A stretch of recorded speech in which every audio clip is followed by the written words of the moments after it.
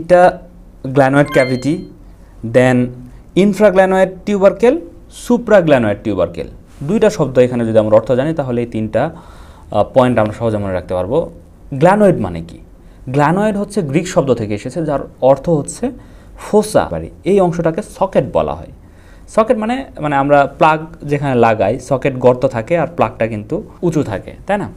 তো এই জয়েন্টে এসে হিউমেরাসের হেড লাগে, এজন্য এটাকে গ্ল্যানো হিউমেরাল জয়েন্টও বলা হয়।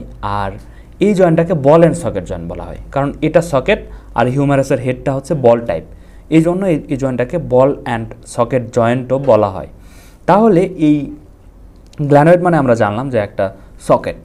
গ্ল্যানোয়েড গ্রিক শব্দ, যার ইংরেজি অর্থ হচ্ছে সকেট। সকেট টাইপ যেটা সেটা হচ্ছে গ্ল্যানোয়েড। আর এই গ্ল্যানোয়েডের উপরে বা সকেটের উপরের যে অংশটা সেটা হচ্ছে সুপ্রাগ্ল্যানোয়েড, আর গ্ল্যানোয়েডের নিচের যে অংশটা সেটা হচ্ছে ইনফ্রাগ্ল্যানোয়েড। আমরা জানি তো সুপ্রা মানে উপরে, ইনফ্রা মানে নিচে। আর টিউবারকেল মানে কি আমরা পড়েছি? টিউবারকেল আসছে ল্যাটিন শব্দ থেকে, যার অর্থ হচ্ছে স্মল সয়েলিং, মানে হালকা একটা ফুলা একটা জায়গা। তো এই যে এই অংশটা হচ্ছে হালকা ফুলা জায়গা, এটাকে টিউবারকেল বলতেছে।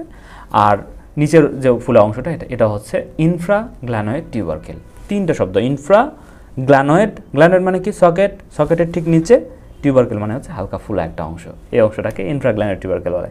আর সুপ্রাগ্ল্যানোয়েড কি? সুপ্রা মানে উপরে, গ্ল্যানোয়েড মানে কি? সকেট, এই সকেটটা জাস্ট যে উপরে ফুলা অংশটা টিউবারকেল, এই টিউবারকেলটাকে বলা হচ্ছে ইনফ্রাগ্ল্যানোয়েড টিউবারকেল।